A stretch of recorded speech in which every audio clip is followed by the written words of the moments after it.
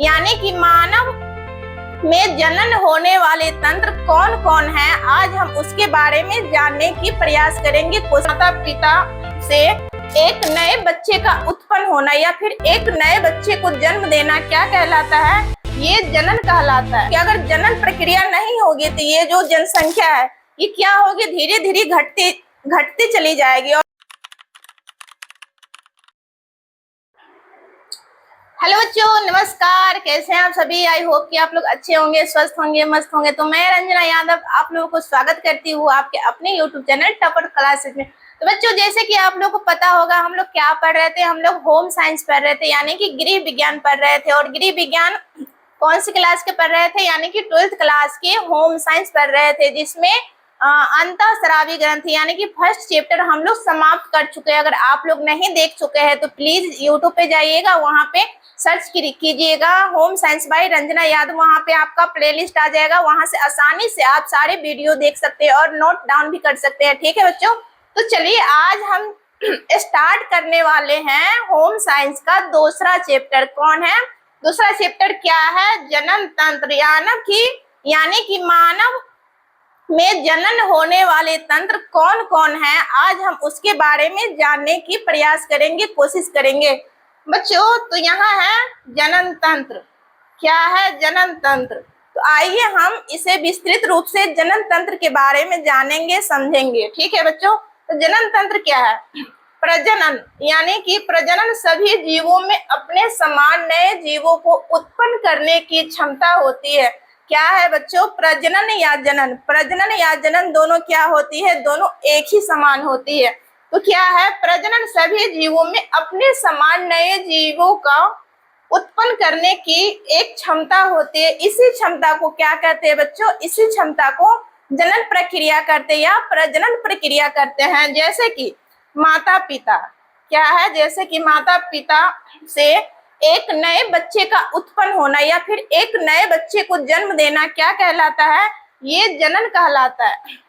बच्चों आप समझेंगे कि जनन यानी कि जनन क्यों जरूरी है, यानी कि ये जनन बहुत जरूरी है, क्योंकि अगर जनन प्रक्रिया नहीं होगी तो ये जो जनसंख्या है ये क्या होगी, धीरे धीरे घटती चली जाएगी। और क्या होगी, धीरे धीरे एक आने वाले समय में क्या हो सकती है, समाप्त भी हो सकती है। जैसे कि यानी कि सभी जीवधारियों में जनन की प्रक्रिया होना बहुत जरूरी है। अगर नहीं होगी जनन की प्रक्रिया तो क्या होगी, ये जो क्रमानुगत ये जो वंशज चल रहा है ये क्या हो सकता है, समाप्त हो सकता है। इसीलिए मानव में जनन प्रक्रिया बहुत ही जरूरी है। जैसे कि एक माता पिता से एक नए बच्चे को जन्म देना, ये क्या है? ये क्या है बच्चों? यही तो जनन है ना, ये जनन प्रक्रिया है। जैसे कि एक बिल्ली अपने समान, क्या है? एक बिल्ली अपने समान नए बच्चे को जन्म देना क्या कहलाता है? वो भी जनन क्रिया है। जैसे कि एक गाय, क्या होता है? जैसे कि एक गाय अपने समान बच्चे को जन्म देती है। ये सारी प्रक्रिया क्या कहलाता है? ये सारी प्रक्रिया जनन कहलाता है। तो जनन के बारे में आप लोग समझ चुके होइएगा कि जनन क्या है। सभी प्रजनन सभी जीवों में अपने समान नए जीवों की उत्पन्न, क्या है बच्चों? नए जीवों की उत्पन्न करने की क्षमता होती है। इसी क्षमता को क्या कहते हैं? इसी क्षमता को प्रजनन कहते हैं। तो आइए अब हम जानेंगे कि जनन और प्रजनन के कितने प्रकार है। बच्चों अब हम जानेंगे जनन के प्रकार, जनन के कितने प्रकार है। तो बच्चों जनन के मुख्य 2 प्रकार है। जनन के कितने प्रकार है? जनन के मुख्य 2 प्रकार है। पहला है लैंगिक जनन। पहला क्या है? लैंगिक जनन। लैंगिक जनन क्या है? आइए हम इसके बारे में जानेंगे। लैंगिक जनन क्या है?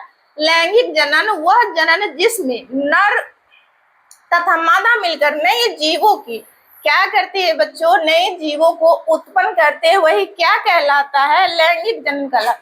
यानी कि आप किसी नए बच्चे को जन्म दे रहे हैं तो उसमें नर और मादा को मिलना बहुत ही जरूरी होता है।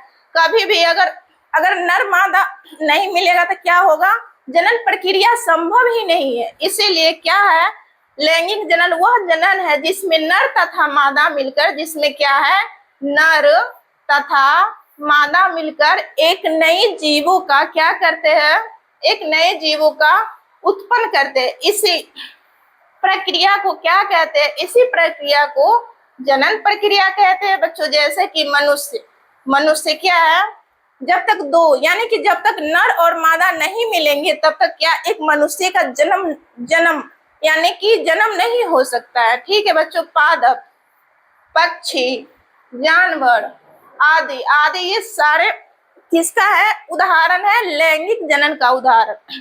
क्या आप लोग सोचते होइएगा कि नर मादा मिलेगा तो ही लैंगिक जनन यानी कि तो ही नए जीव का उत्पन्न यानी कि नए जीवों का जन्म हो सकता है? नहीं बच्चों, ऐसा नहीं है। अलैंगिक जनन। अब हम पढ़ेंगे दूसरा अलैंगिक जनन। क्या है अलैंगिक जनन? दूसरा क्या है अलैंगिक जनन। अलैंगिक जनन क्या है बच्चों? आइए हम इसे देखते और समझते हैं। अलैंगिक जनन वह जनन जिसमें केवल एक ही जीव नए जीवों का क्या है बच्चों, जिसमें एक ही जीव यानी कि उसमें नर मादा दोनों का मिलना जरूरी नहीं होता है। ठीक है।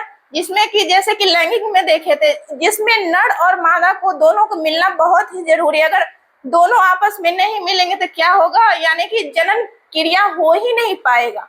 और एक है अलैंगिक जो यानी कि केवल एक जीव क्या कर सकते हैं, इसमें केवल एक जीव मिलकर नए जीवों का क्या कर सकते हैं, जन्म दे सकते हैं यानी कि उत्पन्न कर सकते हैं नए जीवों को। यही क्या कहलाएगा बच्चों, यही अलैंगिक जनन कहलाएगा। जैसे कि अमीबा, अगर हम अमीबा की बात करें तो ये कैसी है, यानी कि अमीबा कैसी लिंग है यानी कि कैसी जनन है, तो ये है अलैंगिक जनन।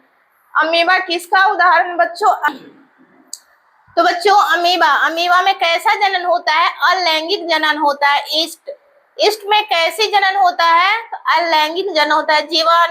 जीवाणु में कैसा जनन होता है, तो बच्चों अलैंगिक जनन होता है। तो आप लोग लैंगिक और अलैंगिक के बारे में जान चुके होइएगा और इस दोनों में आप लोग क्या अंतर भी समझ चुके होइएगा। तो चलिए अब बात हम करेंगे पुरुष प्रजनन तंत्र, यानी कि पुरुष में प्रजनन होने वाले तंत्र कौन कौन है। अब हम इसके बारे में पढ़ेंगे और जानेंगे और समझेंगे बच्चों। ठीक है। तो आइए हम जानेंगे और समझेंगे कि पुरुष प्रजनन तंत्र यानी कि पुरुष में प्रजनन होने वाले तंत्र कौन कौन है। तो पहला है बच्चों अंडकोश।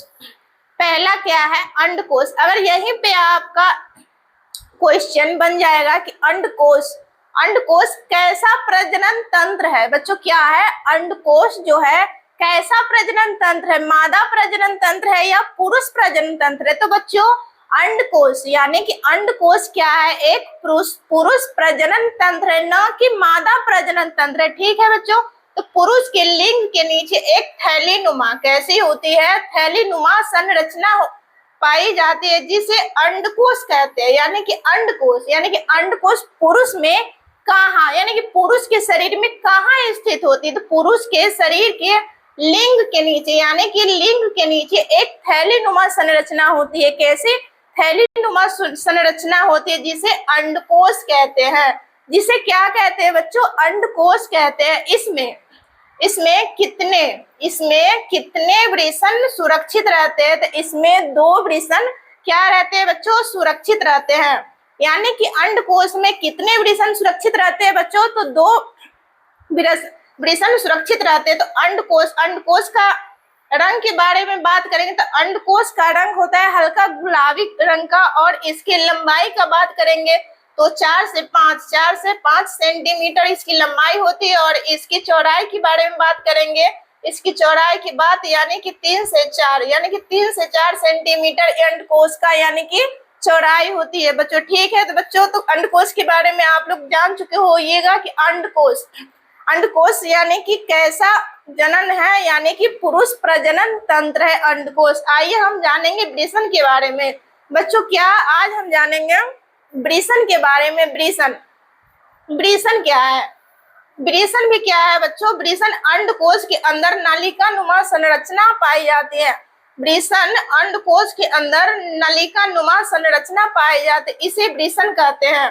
क्या कहते हैं बच्चों, इसे वृषण कहते हैं। इसकी आकार अंडे के समान होता है। अगर इसकी आकार के बारे में बात करेंगे बच्चों तो कैसा होता है, अंडे के समान होता है।